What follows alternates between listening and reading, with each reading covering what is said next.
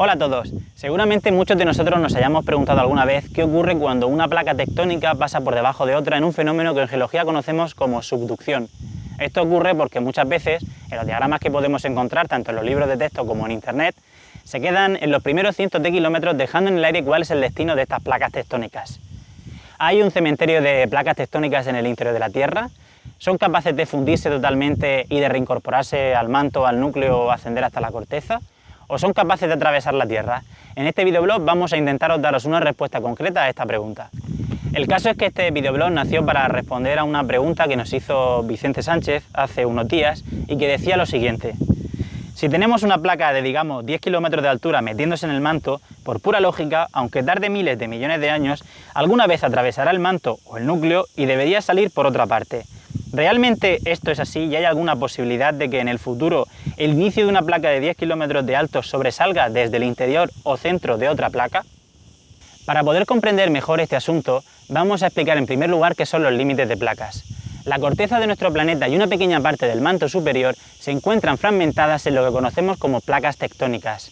Entre las diferentes placas tectónicas podemos trazar aquello que conocemos como límites de placas y de los cuales hay tres tipos. En primer lugar tenemos los márgenes divergentes o bordes constructivos, que son aquellos donde dos placas tectónicas dadas se separan una con respecto de la otra y en el espacio que van dejando se va creando nueva corteza. Dos ejemplos muy característicos de este tipo de límite los tenemos en primer lugar en las dorsales medio-oceánicas y en segundo lugar hoy en una placa continental en el Valle del Rift en África. Por otro lado tenemos los límites transformantes o bordes conservativos, en los cuales una placa se desplaza lateralmente con respecto a la otra en la horizontal, y de cuyo ejemplo actual más conocido tenemos la zona de fallas de San Andrés en Estados Unidos.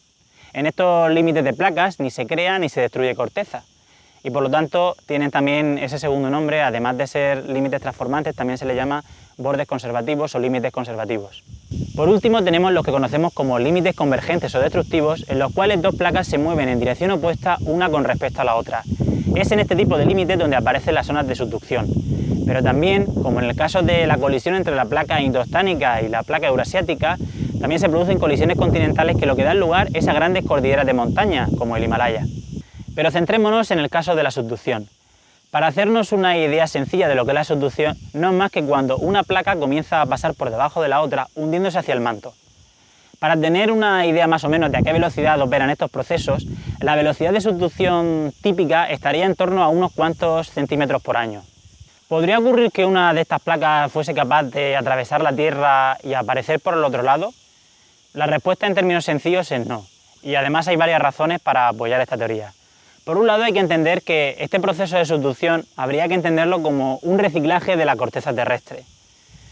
Para ver mejor quizá cómo funciona este tipo de cosas, conforme se va hundiendo la placa hacia el manto, la placa va sufriendo diferentes procesos de transformación y difusión, porque las condiciones de presión y temperatura van aumentando, y parte de esa placa va fundiéndose y formando magmas que posteriormente darán las expresiones de vulcanismo que podemos ver en las zonas de subducción, pero también forman grandes complejos ígneos plutónicos que normalmente no suelen llegar a aflorar en la superficie.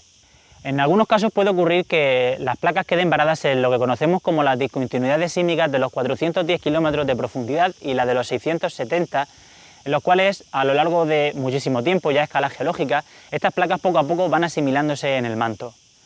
También, si la placa consigue por un contraste de densidad llegar más abajo, pueden ser capaces de llegar hasta los 2.900 kilómetros de profundidad, que es donde está el límite entre el manto y el núcleo, y donde al final también, debido a las altas condiciones de presión y temperatura, son finalmente asimiladas por el manto. ¿Y cómo podemos tener esta información de primera mano si no somos capaces de verlo directamente? Para poder solventar este problema, los geólogos usan una técnica que conocemos como tomografía sísmica. La tomografía sísmica consiste en el estudio de las ondas sísmicas que llegan a las estaciones de recepción sísmica, donde están los sismógrafos, y que son provocadas tanto en terremotos naturales como en explosiones. Gracias al estudio de la trayectoria y velocidad de las ondas sísmicas, se puede construir más o menos un modelo tridimensional del interior de la Tierra.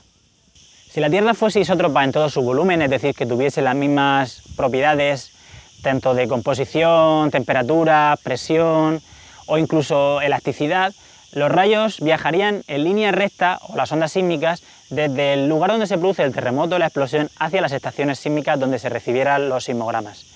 Pero en cambio, La Tierra lo que tiene es una gran variabilidad de sus propiedades en su interior y lo que ocurre es que normalmente pues, los rayos no viajan en líneas rectas, sino que sufren procesos de refracción y los rayos se curvan y hay cambios de velocidad de las ondas de tal manera que gracias a este tipo de cambios, usando distintas estaciones, podemos ir completando un modelo tridimensional de la Tierra.